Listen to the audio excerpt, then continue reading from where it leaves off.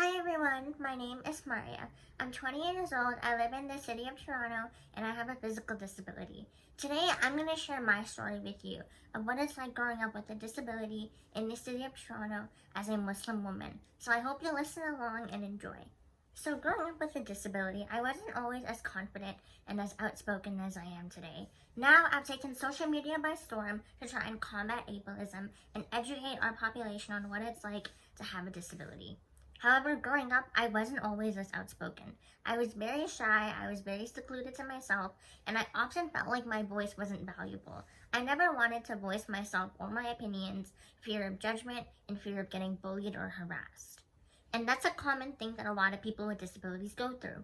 We fear that we'll be judged, we feel that we'll be excluded, and we fear that no one will want to listen to us. And this is something I grew up with from elementary school up until I graduated high school. I didn't accept my disability or start to love myself until I hit the age of 18. When I hit the age of 18 is when I had my sort of coming of age moment. I realized that this is my life and this is my disability, and absolutely nothing is going to change. This was the hardest pill ever for me to swallow. It really just felt like the world was ending and all I ever wanted in life was to walk. And the fact that that wasn't going to happen really broke my heart. This ableist mindset that I had of myself was instilled because of the lack of representation and misrepresentation in our media and society today. From the Canadian society, I was excluded because I was too Muslim and I was religious and they gave me Islamophobic rhetoric.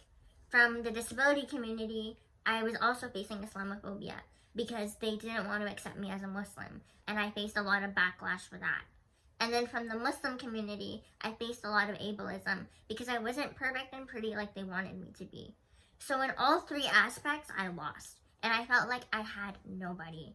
And I wanted to change that narrative because I never wanted a young girl to grow up the way I did. I never wanted a young girl to grow up hating herself, not loving herself, and wishing to be something that she's not. Because she deserves to feel powerful in her own body, in her own face, and with her own amazing voice. And that's why I've taken it upon myself, and I've dedicated the rest of my youth, and as long as I'm alive, to advocating for people with disabilities. I want to change the way you view and look at me. I want the Muslim community to view me as a strong woman who is capable, who is educated, and who is willing to fight. I want the Canadian and disability communities to see me as a powerful Muslim woman. I don't want any more of this oppressed Muslim woman mentality. I want you to know Muslim women are powerful, Muslim women are educated, and we are out here to make success. And you will include me in your society, and that is final, absolutely final. I want everyone in all parts of society to view me as a human being with a physical disability who's Muslim, who's a woman, and deserves a chance on the stage. I deserve to have my voice heard, and I deserve for everyone to know my story, because I think my story is very powerful and impactful, and I have so much to say and so much for you to listen into. My goal as an advocate for people with disabilities is to strike inclusion and to strike conversation.